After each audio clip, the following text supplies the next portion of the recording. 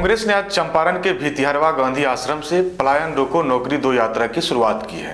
नमस्कार, आप देख रहे हैं TNX न्यूज। मैं अभिषेक कुमार। बिहार में इसी वर्ष के अंतिम में विधानसभा का चुनाव होना है और सभी राजनीतिक दल अपने अपने एजेंडे के साथ मैदान में उतर चुके हैं। इसी कड़ी में कांग्रेस ने आज पलायन रोको नौकरी दो यात्रा की शुरुआत की है।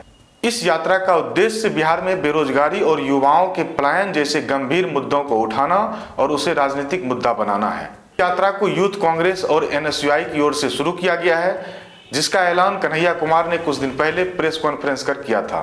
कांग्रेस ने अधिकृत रूप से कन्हैया कुमार द्वारा इस यात्रा के नेतृत्व किए जाने की बात नहीं की गई है, लेकिन आम चर्चा है कि इस यात्रा की अगुवाई कांग्रेस नेता व NSUI प्रभारी कन्हैया कुमार कर रहे हैं। आज जब चंपारण के भितिहरवा आश्रम से इस यात्रा की शुरुआत हुई तो कन्हैया कुमार के साथ कांग्रेस के बिहार प्रभारी कृष्णा अलाब्रू, बिहार कांग्रेस के प्रदेश अध्यक्ष अखिलेश प्रसाद सिंह, यूथ कांग्रेस अध्यक्ष उदय भानु और NSUI प्रदेश अध्यक्ष वरुण चौधरी समेत बड़ी तादाद में छात्र युवा शामिल थे।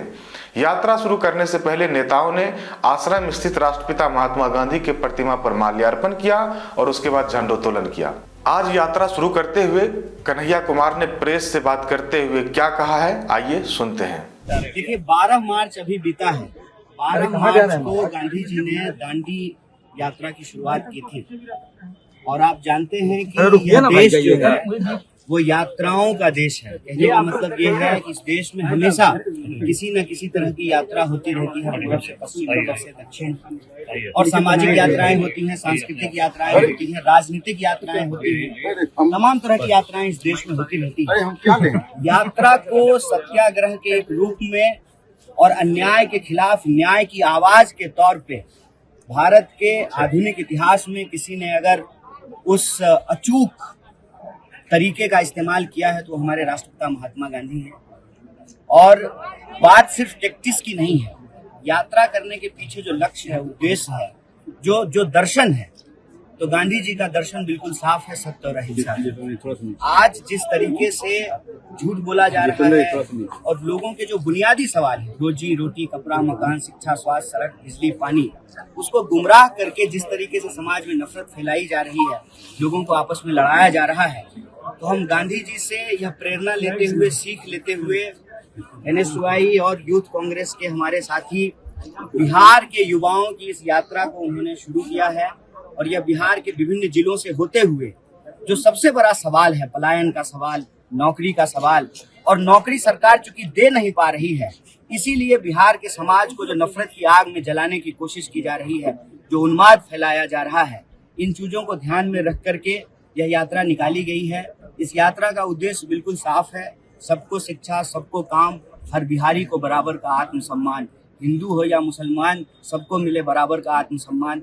इस संकल्प को लेकर के हम चल रहे हैं। और आज जब बापू की धरती पर खड़ा है, भितिहरवा आश्रम में हम लोग खड़े हैं, तो हमारे मन में यही संकल्प है, रघुपति राघव राजा राम, पतित पावन सीताराम, ईश्वर अल्लाह तेरो नाम, सबको सलाम। कांग्रेस इस यात्रा के जरिए बिहार के युवाओं को जोड़ने और महागठबंधन में अपनी स्थिति मजबूत करने की कोशिश कर रही है। पार्टी का कहना है कि सरकार रोजगार देने में पूरी तरह से विफल रही है, जिससे लाखों युवा दूसरे राज्यों में पलायन करने को मजबूर है। पलायन रोको नौकरी दो यात्रा 16 मार्च से शुरू होकर 14 अप्रैल तक चलेगी। इस दौरान यह यात्रा बिहार के विभिन्न जिलों से होकर गुजरेगी और राजधानी पटना में यात्रा का समापन होगा। बिहार की राजनीति में यह यात्रा क्या बदलाव ला पाएगी, यह तो आने वाला समय बताएगा, लेकिन इतना तय है कि कांग्रेस ने इस अहम मुद्दे को उठाकर छात्र और युवा मतदाताओं को साधने की कोशिश की है। अब बड़ा सवाल यह है कि क्या इस यात्रा से बिहार की राजनीति पर कोई असर पड़ेगा? क्या यह यात्रा बेरोजगारी के सवाल को चुनावी मुद्दा बना सकेगी?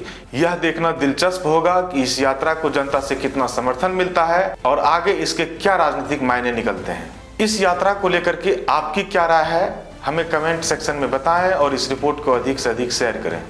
फिलहाल के लिए इतना ही, मिलेंगे फिर किसी अगले रिपोर्ट में। TNX न्यूज देखते रहिए, तब तक के लिए धन्यवाद।